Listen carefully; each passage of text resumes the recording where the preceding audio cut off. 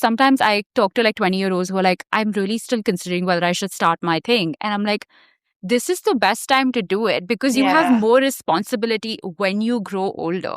You have nothing to lose. Hi, guys. Welcome to Response Able with Professor Nikki James. I mean, louder is better. I think so. Because then we can yell. I feel like I have a fake loud voice. Because if I actually screamed right now, I would be super loud.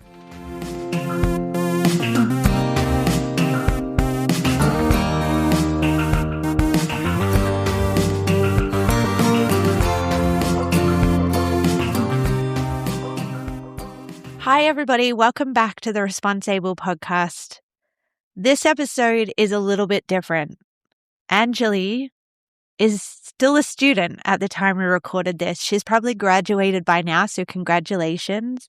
But what's really unique about Anjali's story is that she started her business while she was a sophomore at college. And so upon graduation, she's not on the job hunt.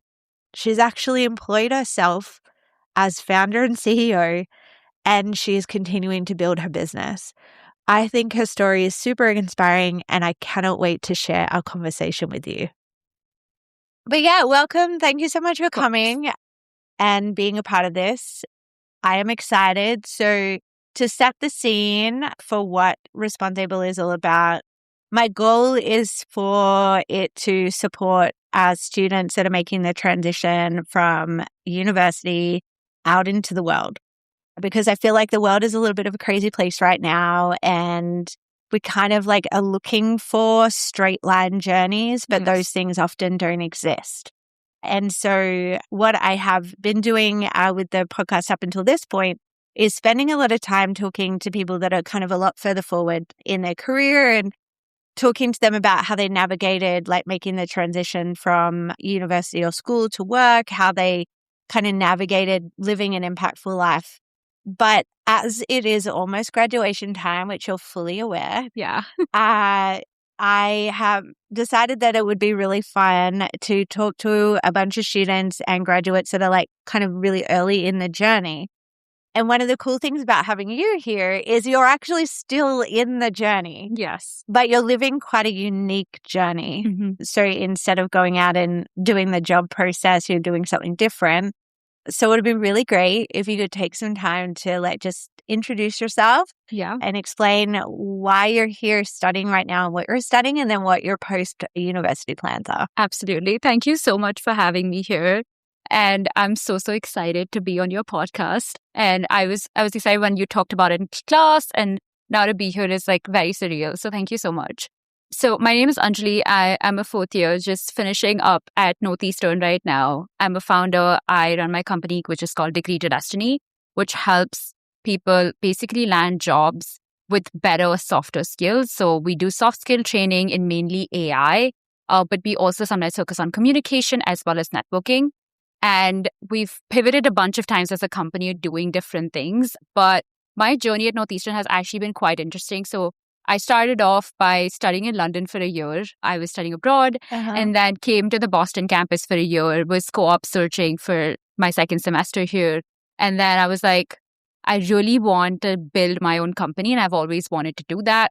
I did have an idea the summer before to work on my own company, and it was all about teaching people how to do LinkedIn using AI. So that was like the initial idea, because ChatGPT had just launched then, so it was very new to this space. And then one of my co-op advisors was just like, why don't you apply to this like startup grant that came back that semester? They were like, why don't you apply and see if you get it? And I did. So I moved back. So I moved back to India for those like 8 months and then worked on my startup full time. And then again, came back to university for 4 months. So went back to India, then came back to the US for classes. And then I was told by DMSP in some way that like, oh, you really can't make your own co-op, your own startup. Like we don't do a self-developed startup co-op because like there is no employee-employee relationship and things like that. But then they basically told me, you can do it because we know all about your company and like we're going to make an exception. We're going to still let you do it. So again, went back to India for 8 months and now I'm back here for my final semester.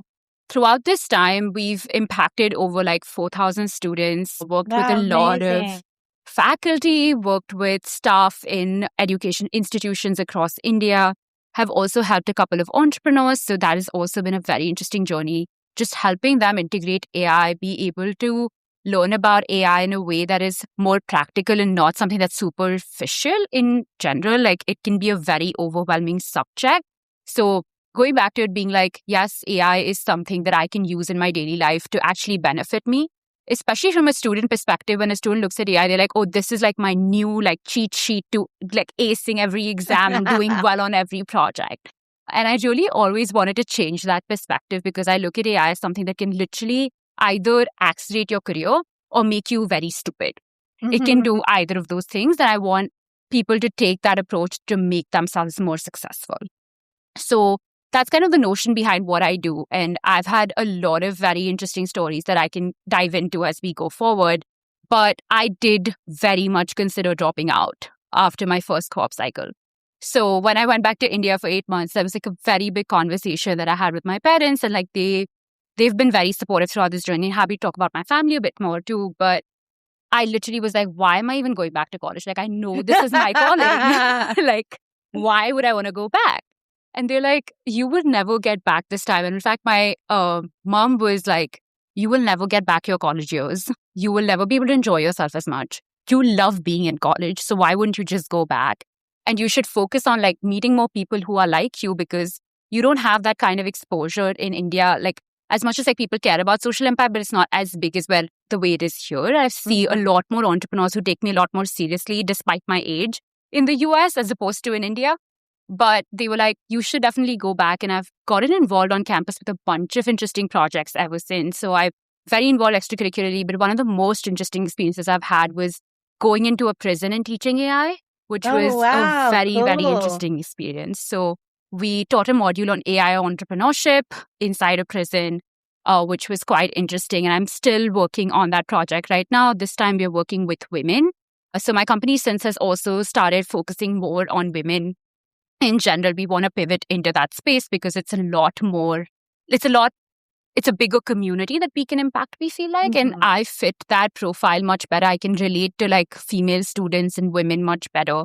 And this time working with women in prisons has been a very eye-opening experience, especially when we talk to them about career, about the way they are going to be using it when probably they get out. And having a bunch of those conversations really like puts you in a space where you think about the world that is in front of you. Like it's a world that is very, very away from what our reality looks like. And how can this technology even impact them has been very, very rewarding to look at in a very different light. You've done a lot. And now you are, just to kind of ground us in where you are right now, you are 4 weeks away from graduation.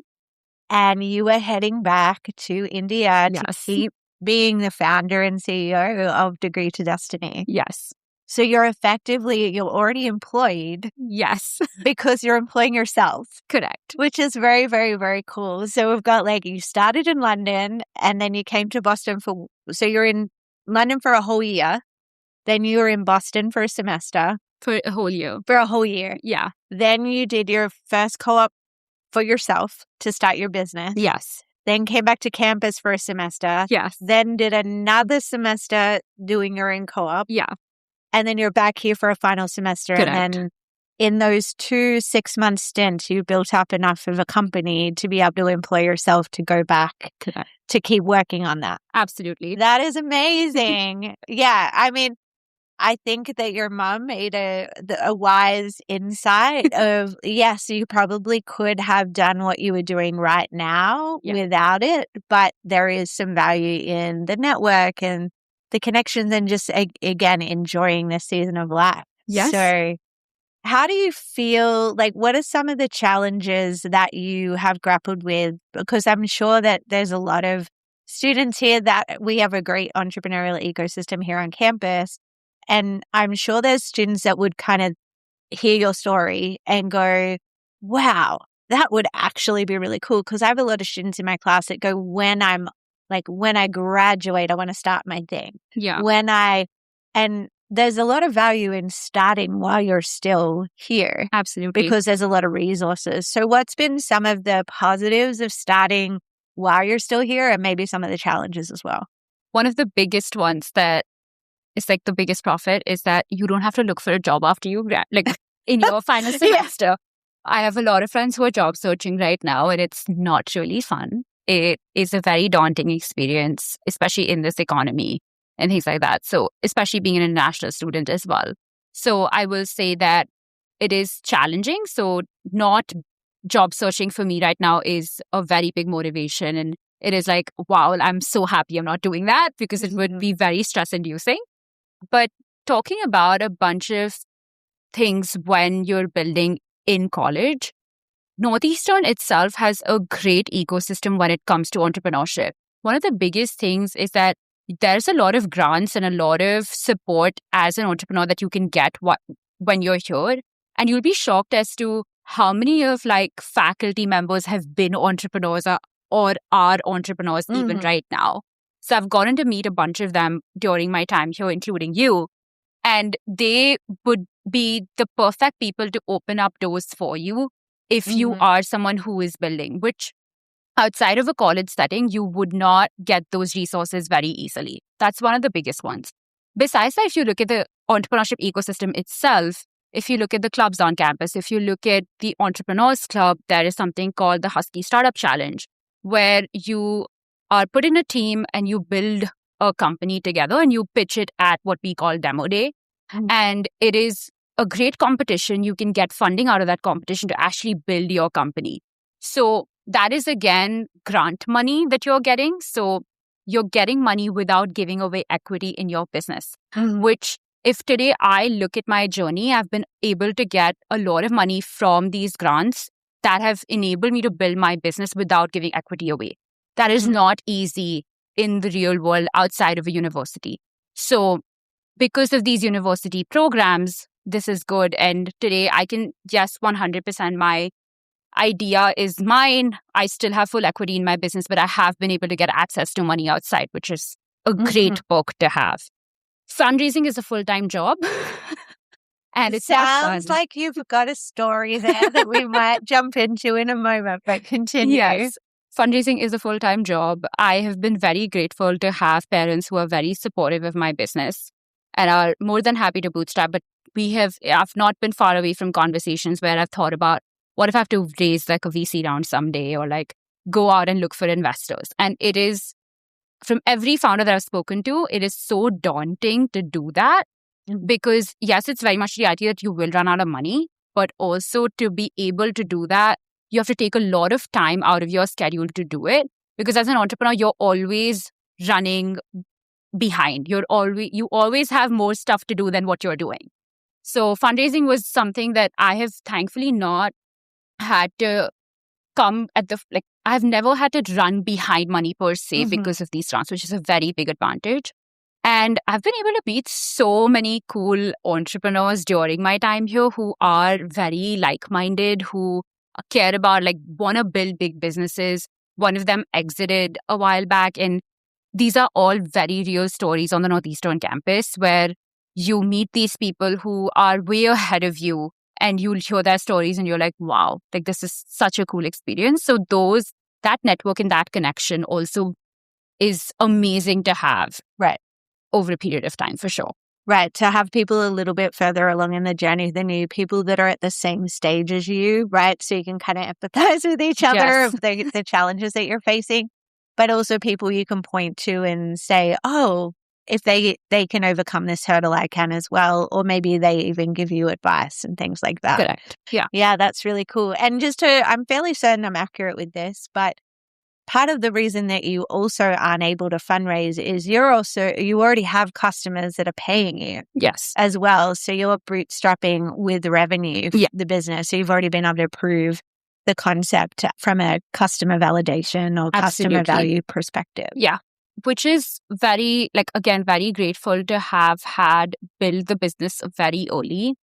And this is something that goes back to what my father says a lot about building an entrepreneurial mindset very early. I come from a family of entrepreneurs who've always been like dinner table conversations have always been about how you're doing, it's not even how you're doing, it's so much about like, how is your business doing? What issue do you have? Yeah. What is the issue you're having today? Like, what is going on? And because of being in that environment, I've always had an entrepreneurial mindset going into things, like taking more responsibility on. I used to do a lot of leadership even back in high school. I had a nonprofit before I came to college.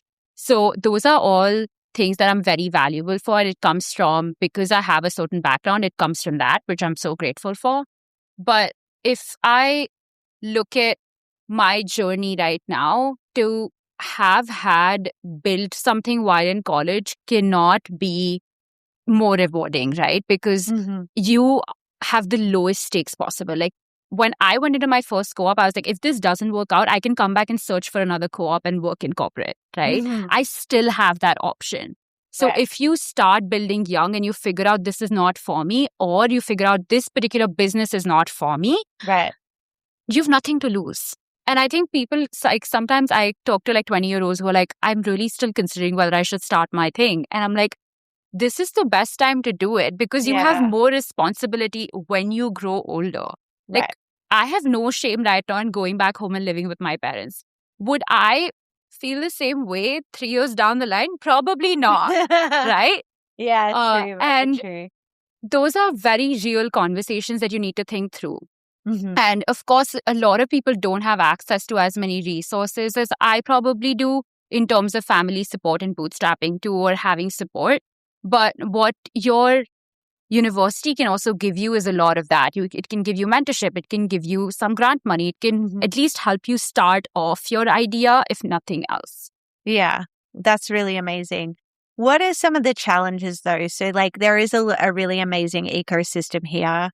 And there's a lot of support, a lot of access to money and mentors and things like that. But I guess there is that tension of building your business and having way more to do, as you mentioned. As an entrepreneur, you've always got way more to do than the time there is available. And then you have class with assignments and group projects and readings. And so what's that juggle like for you, and what gives in the process? What gives sometimes is your social commitments, and you don't get as much time to party, to be very honest with you. I'll be very candid because I can be in this situation. I have lost friends because they don't agree with my lifestyle, or they don't think the same way that I do. And what I will say is, when you have multiple priorities and you're juggling and you have work, you will very early see who's going to stick by you and who's not, which is a great thing to have, right? In my entire journey, like I still live by my calendar. If I'm going to dinner with one of my friends, it's going to be a calendar invite that's going to go to them and me. And I am a little like that, but a lot of people are very okay with it. And they know that if they are going through something, I might not be there for every single one of their wins, but I will be there when they are at their worst. And that is a challenge and a conflict in itself, because that does mean I do keep a very small group that is very close to me. And it comes with its own set of rules and its own set of challenges, right? Besides that, I would say the biggest challenge is that you will burn out quicker. And I have hit burnout twice during the last 4 years. Once when I was applying to co-op and was actually losing my mind because I wasn't getting anything at that time.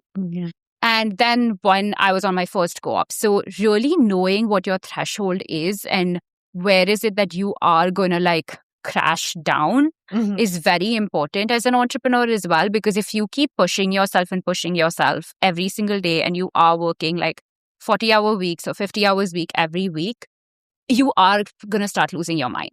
And you need to know that you have to take a break sometimes. You will love what you do. And I still very much admit that during those burnout periods, I was like, oh, why can't I still keep doing what I'm doing if I love what I do? Yes, you love what you do, but taking a step back from that and thinking about you as a separate entity instead of like attaching yourself as like, my business is my whole life is also not healthy. And I do come from I have heard that from older entrepreneurs of like, they never stop working. And I feel like even when I'm sleeping, I work sometimes, because like in my brain, that's all that's going on. But taking a step back, at what point do you have to take that step back is extremely, extremely important. Otherwise, you will lose your mind. So those would be like probably the two biggest ones. But making sure that you have a very strong support system who you can rely on. Like my mother has seen me, both my parents, in fact, have seen me like literally just cry on a random day. Like, which is not a bad thing. It's not a bad thing. But I distinctly remember like a couple weeks back, I was like in class and then I was going to my other class. And in the middle, I was just like, I just feel so uneasy. And all I had to do was just call my parents and just cry. Like there was like a good 5-minute cry and then I was fine. I was like, I don't even know why, but it does happen sometimes and it's okay. And it could be frustration. It could be a combination of feeling too many things at the same time.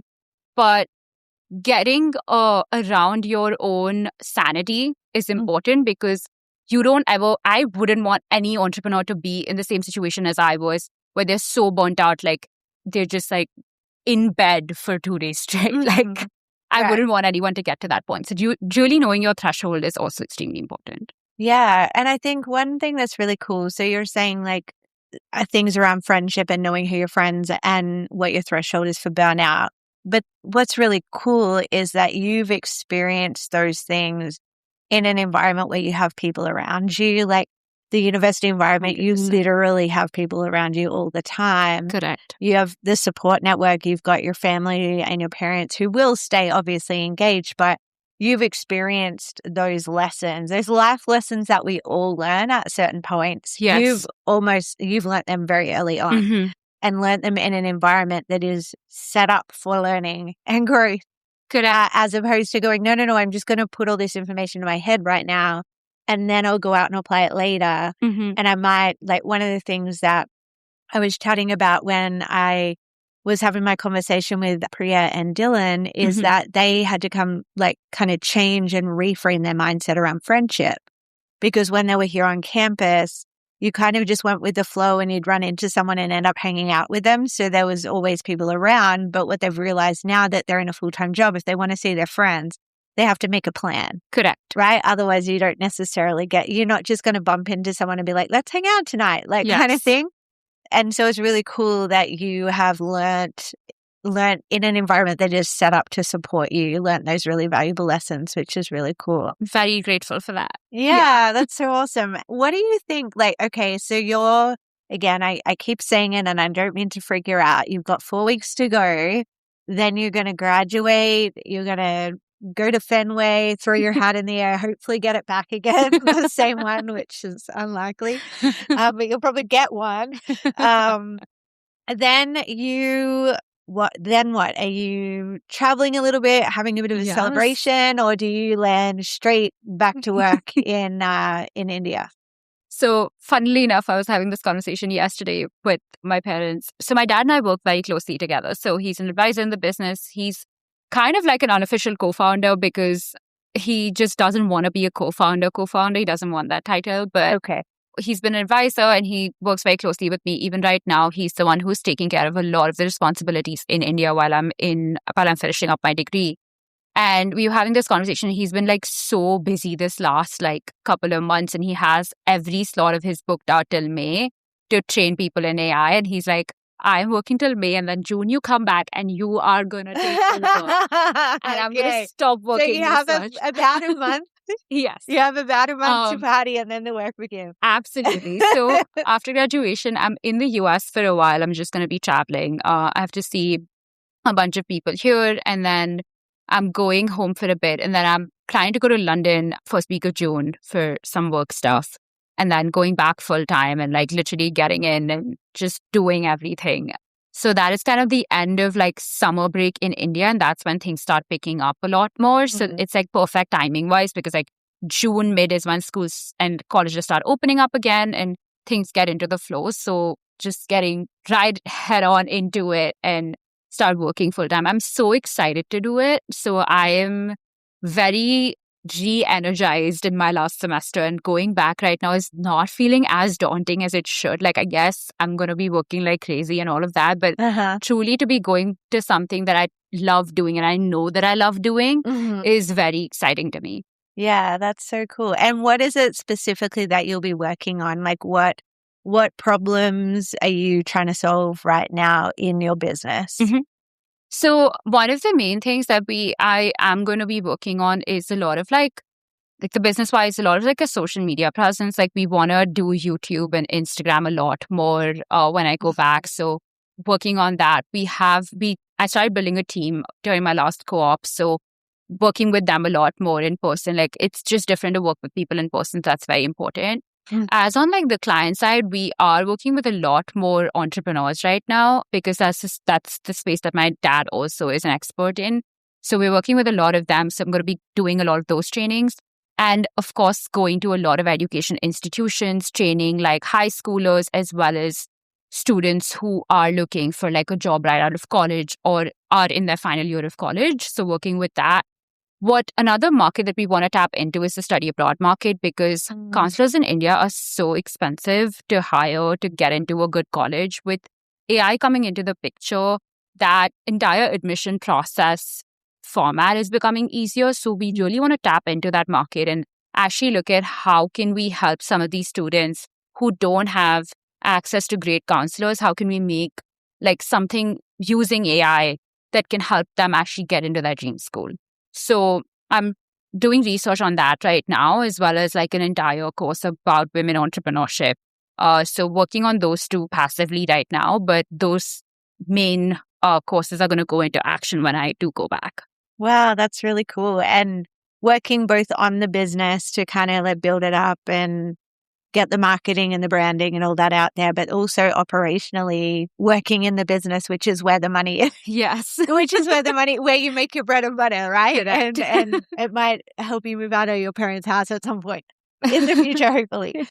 Yeah, that sounds really cool. And I'm so excited to see what happens. And as you start kind of building your brand and awareness of what you're doing and things like that. And it's super exciting to see. And I hope the classes that you've been doing, I have to be a little bit like selfish, the classes that you've been doing of mine, but also all the classes you've been doing. I hope like you've been able to see what you're learning come to life, but even more so when you get out there and you start working full time in your role. I hope that you see like kind of how everything that we kind of talk about comes to life in real time in your work.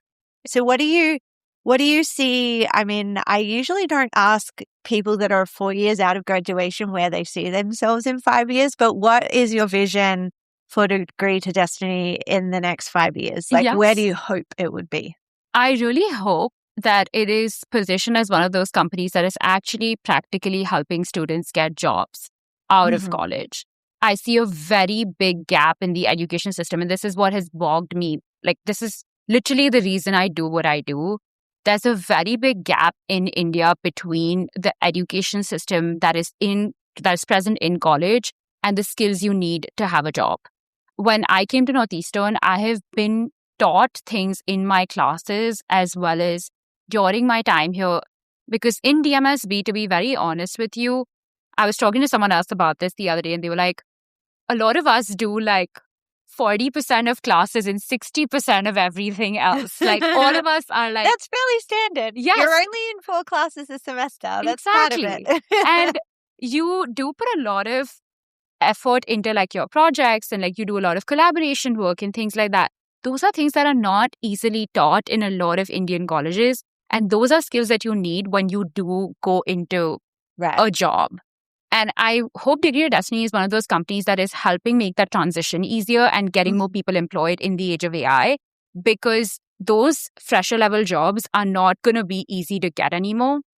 They're going to require more skill. They're going to require to know more softer skills, which is about what I mentioned, like collaboration and really helping them be the best version of themselves and build an opportunity for them. Whether that even means in terms of like building their own personal brand, or whether that means that they want to go out there and start their own business post-graduation. The startup space in India is really booming right now. So I want to see a lot of our students also go ahead and do that. So you want to be that bridge between education and employment, because education is a tougher system to change. I think like getting into the system and taking an effort to change that is definitely something I want to do. But I don't know if that's possible in 5 years. Right. I want to be more independent in those 5 years. Maybe like in 10 years, we will be in the education system. But what I really hope the company is like a tool for students to be more successful in the workplace and be the go-to for that, or go-to for AI training in India at least. That's amazing. I'm so excited to see that happen. And you have enough passion and to make that happen. So thank you so much for coming and sharing all about yourself and your journey and Degree to Destiny. Any final advice if someone's listening right now and they're maybe a sophomore, which is where you were when you started Degree to Destiny, and they're like, "Oh, I could maybe do that. That resonates with me." What would your biggest piece of advice or encouragement be? Just go out there and do the work. Stop thinking, stop being in your own brain about yourself. Like, stop overthinking every decision you take. Just go out there and start doing something. In today's day and age, it's very easy to build an app. It's very easy to build a particular product out to a certain extent and to test it with enough people. Like you can have an idea, make an MVP, and start shipping basically within a day if you do put the work in. So just go out there, test your idea, and start working on it, because you will never be successful, or you will never be actually doing the work while just sitting there thinking about it. So to stop overthinking and just actually go out there and do the work, and know that you are capable enough. If you can have that idea, you're capable enough to get work done. And there is literally no shortcut to hard work. Like, hard work is something you would have to do in a corporate job, as an entrepreneur, as being in academics. You will have to do it everywhere. So just go out there and do it. So good. I love that. And we're going to leave it there. That is perfect ending. Go out there and do it. Yes. Awesome. Thanks so you much so for much. joining me. Yeah. And yeah, Thank you good for luck having with me. everything. Thank you. Wow, Anjali, good luck with everything. So excited to see how Degree to Destiny unfolds. And thank you so much for inspiring other students to hopefully step out and build their businesses while they're still at college as well. That's it for this week. Thanks for listening.